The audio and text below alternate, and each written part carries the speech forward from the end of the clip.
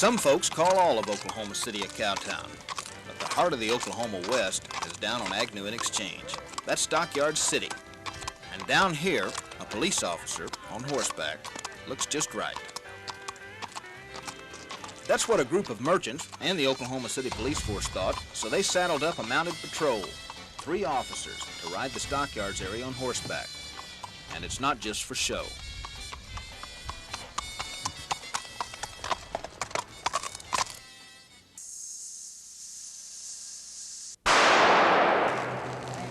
The horse, like the man, has to have nerves of steel.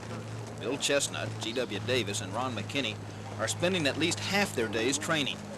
Now, the men are already police officers, but the horses aren't.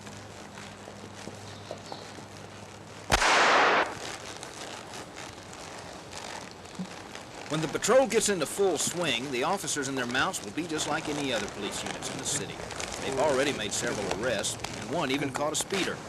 And a police officer on a 1,000-pound horse is something for a runaway fella to think twice about.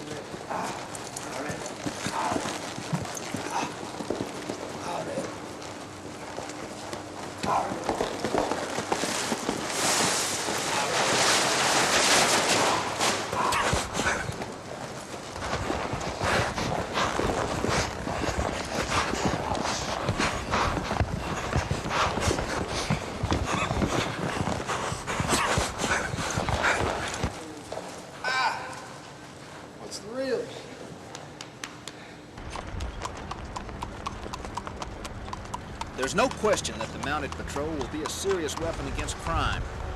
Some say that the best thing about it is that it's added a little Western color to a part of town that's already alive with the Old West.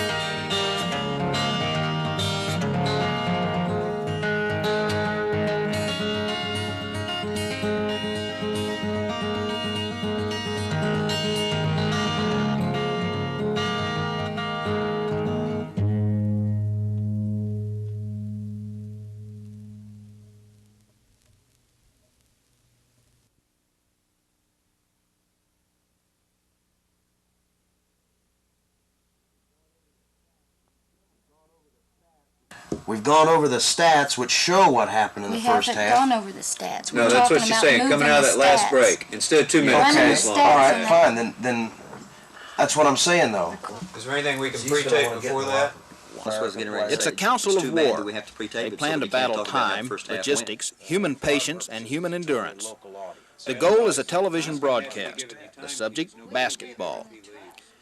8 hours before airtime, the planners are nicking seconds from a mountain of minutes. You know, so let's say a minute and a half to talk to Coach Newell. Okay? Okay, a minute and a half. And then I'll pitch it to the first break. Okay. I'll say it's halftime, the score is such and such, we'll be back in a minute. Okay, which how long? Which will be 13. 13. Okay, I thought you said there was a Okay, so 15 seconds. you're going 2-minute break.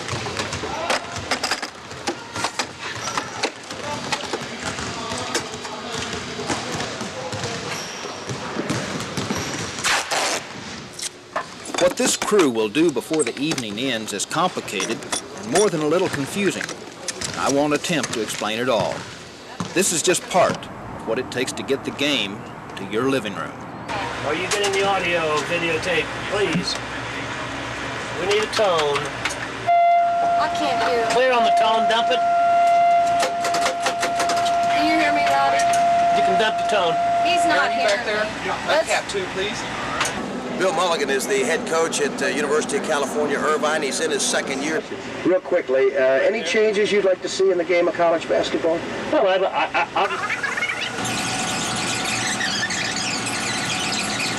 Chucky Barnett. He misses, and the rebound out front, 3-on-2 break results. Kevin Fuller off the glass too hard with the tip in by Bob Thornton. So it's an 18-17 score, as you see, with 9:47 to go first half. Sooners have Darrell Allen posted high, and a steal, alert steal by Kevin Fuller. He beats Wielden, who hits the layup. There's a crash, and an offensive charging foul is on Wielden, and let's see if the basket counts. The basket will be good, Bob. The offensive foul will go against Wielden. They made an incredible run here and have built up a 6-point lead, but we've still got 6.5 minutes to go, so a lot of things can happen. The attendance tonight, 11,000 times. Bob Thornton down there, when he had 3 different tips at the basket, he should have held on to the ball and taken it down with both hands and put it up.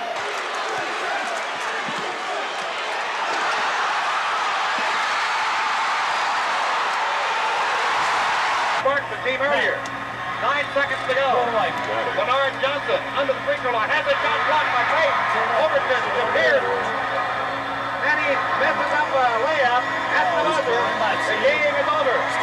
Oklahoma has come back from 17 points down to beat Cal. 2 up in a row. The day began for this crew early this morning. By the time they leave here, it'll be midnight. 19 people, over 200 man-hours. $1 million worth of equipment, maybe a no-serve. Credits. Go. Ready? All for 2 hours of airtime. We hope you enjoyed the game. Stand by, guys. Another one. Don't get too tight here. Don't get too tight. You get Bobby off.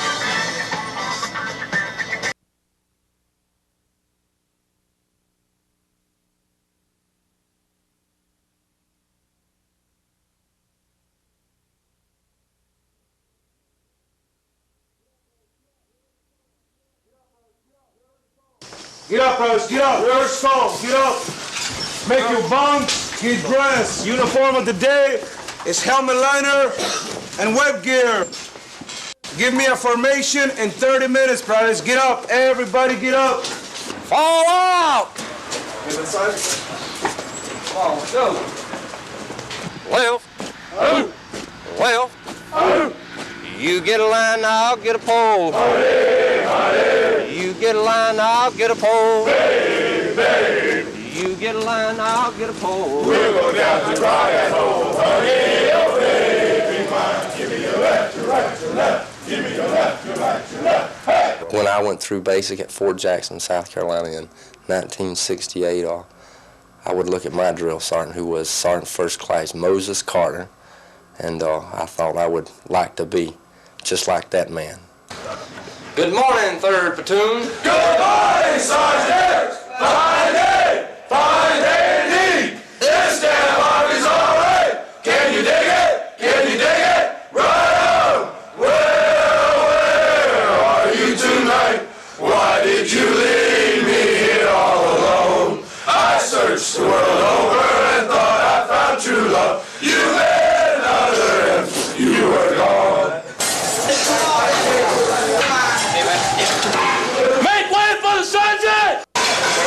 been some changes in the Army, some of it in basic training. But the drill sergeant is still the image of not just authority, but the way it should be. Sergeant First Class Tony Honea is in the Army by choice. He's a drill sergeant by choice. And by the Army's choice, he's the Drill Sergeant of the Year for Sill, Oklahoma.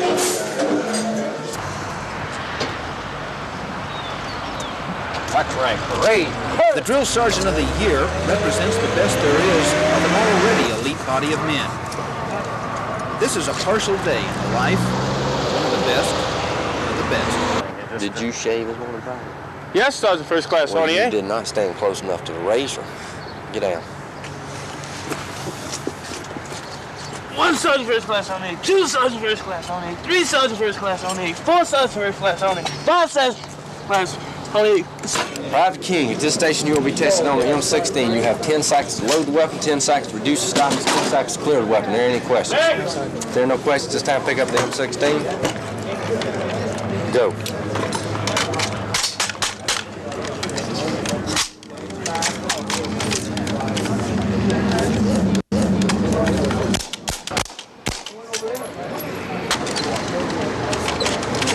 You know it's in there. Shake your hand. I know it's jammed, son. I know it's jammed. That's the purpose of this. I know it's jammed. The double feed. You had a double feed. You know why you had a double feed? Because you didn't pull the charging handle further enough to the rear.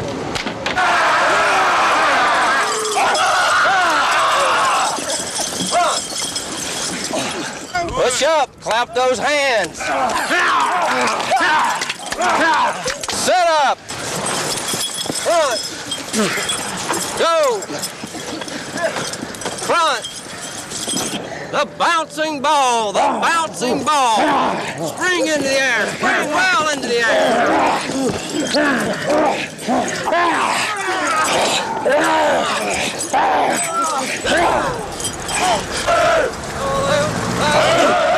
On well.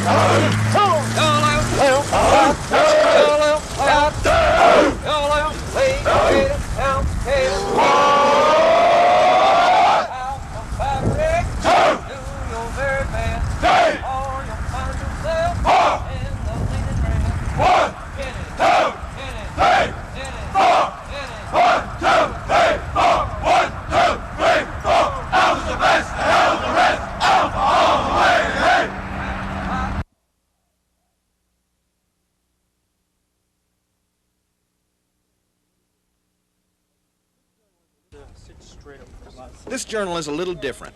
The subject isn't just an acquaintance, but a friend and a colleague at Channel 4, sports reporter Kerry Addington.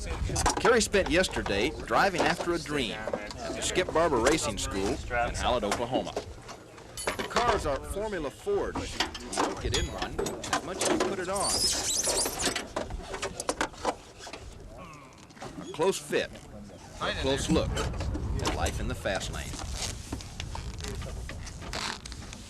Start your motor.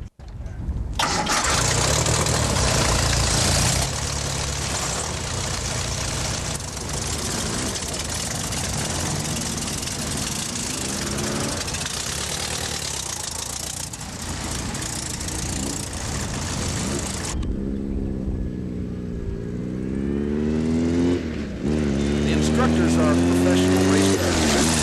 One of the first things they teach you about going fast is how to slow down quickly.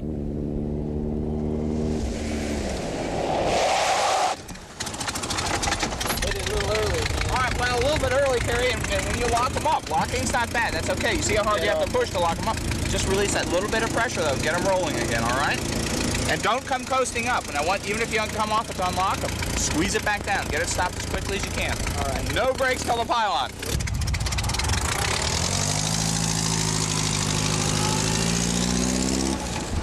So you want to be smooth with the steering wheel. Roll the car into the corner here. At the same time, you're putting your foot on the brake pedal. You're squeezing the brake pedal on. What you want to develop, what we're looking for you to develop, is a feel for how hard you can push on the brake pedal. One thing you learn is that driving a race car is a lot of work. Fire them up. Shift a transmission that requires a very tender touch. Steer with the wheel hard to on high. Caress the brakes instead of stepping. Sometimes it all comes.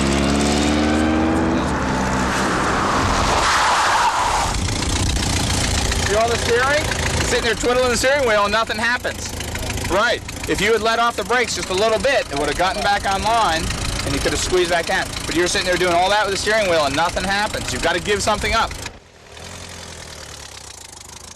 We're going to be spinning them off in a minute, so stay behind there. Be careful.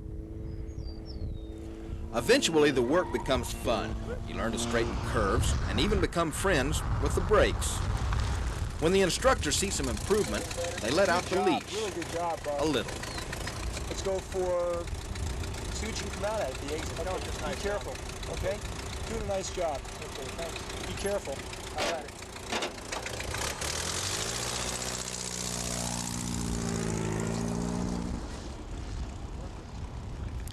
Eventually, the instructors try to take each driver to his or her outer limits and keep damage to a minimum.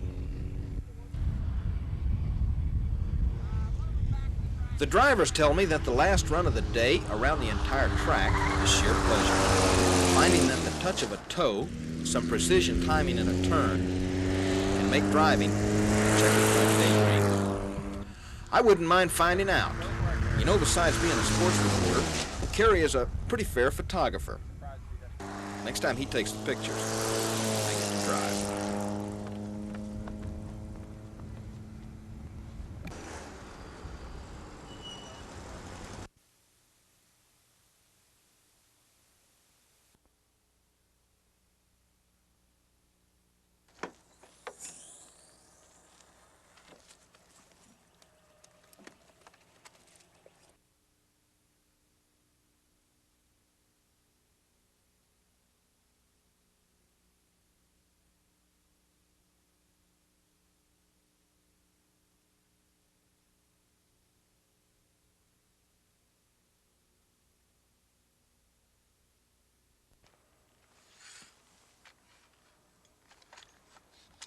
Nine years ago, Pat Heitfeld of Enid, Oklahoma, found a way to relieve some of the pressures of going to school and raising a family.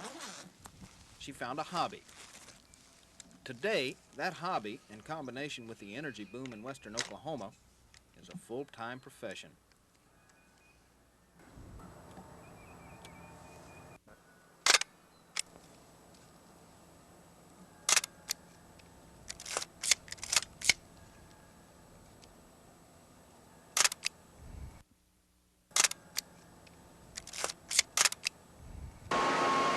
Pat's business is photographing the business of drilling for oil and gas. The men who work on an oil floor rig are called roughnecks, for good reason. Pat is no stranger either to the floor of the rig.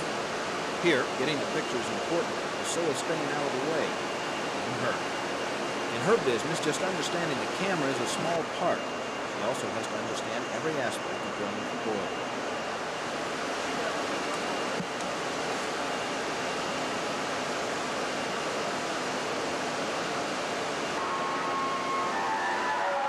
Pat's taken pictures of the industry all over the state, on offshore rigs in the Gulf of Mexico and in the far northwest of Alaska. Her clients are the companies that own the rigs.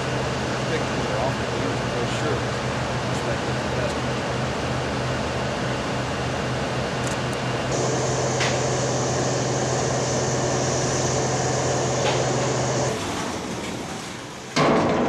In an average day, she will explore every nook and cranny of a drilling rig. You don't have to shoot with this present.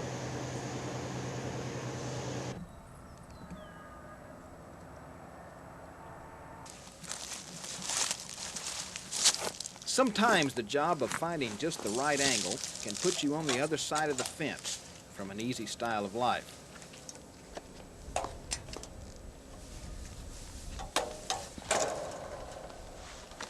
But Pat Heitfeld didn't get into this job looking for anything easy. She's just looking for a little better shot.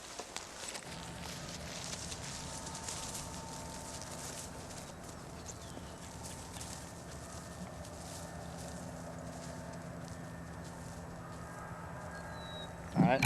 Okay.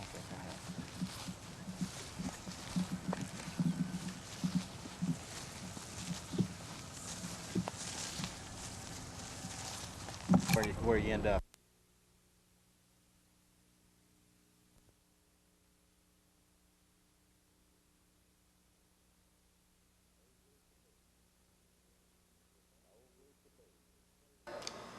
my old blucher boots. Your vamps are in pieces, your soles they are worn. Your heels are much shorter, your tops they are torn. You still show your lines, and the reason why, because you were the best that money could buy. So here's to you, partner, I know what I'll do. I'll order some others exactly like you. The boys say I'm nuts, the simple galoots. I shall miss you, I know, my old blucher boots. Almost unknown to people who buy their footwear off store racks, the blucher boot is almost as old as the West itself. Right now, the company is in the hands of Jay Griffith. He's following in the boot steps of Gus Blucher. Blucher used to make boots for Texas cowboys back in the 1890s. After the turn of the century, he moved the company to Wyoming. Now, it's firmly settled in the Osage country in Fairfax, Oklahoma. In some ways, this company never really progressed much in this century. Some of the machinery is new, and some of the materials are pretty exotic for an old Texas cowboy. But the basics are the same.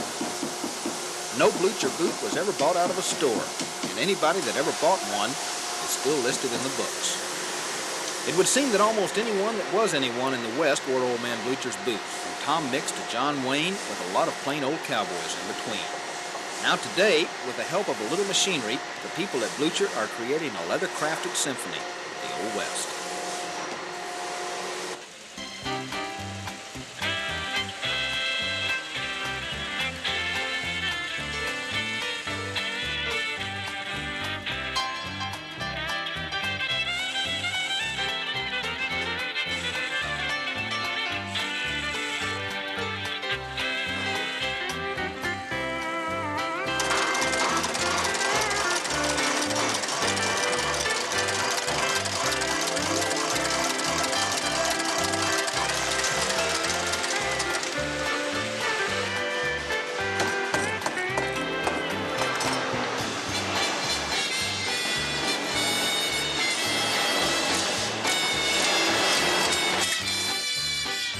The disco cowboy craze has had little effect here. Those people may buy a lot of boots, but they don't buy many bluchers. We get maybe a small portion of the people that just wear the boot for the Western look. I'm sure we get some of it. But most of those people are in a hurry when they make a decision. They decide sometime on Friday that they want to go dancing at a Western place on Friday night, so they run down to the store and buy a pair. A boot's a boot to them. A boot is not just anything at all to these people. The work is slow. They take their time.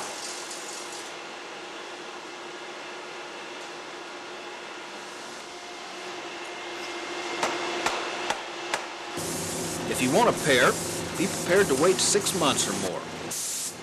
As for the price, well, it's a little like a Rolls Royce. If you have to ask, you probably can't afford it. But a lot of people can, and a lot of people do. And a lot of what they pay for, very few people will ever notice.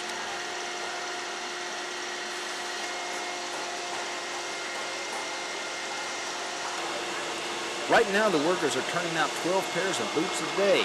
It's about the same as they did in 1913. And that's progress of sorts.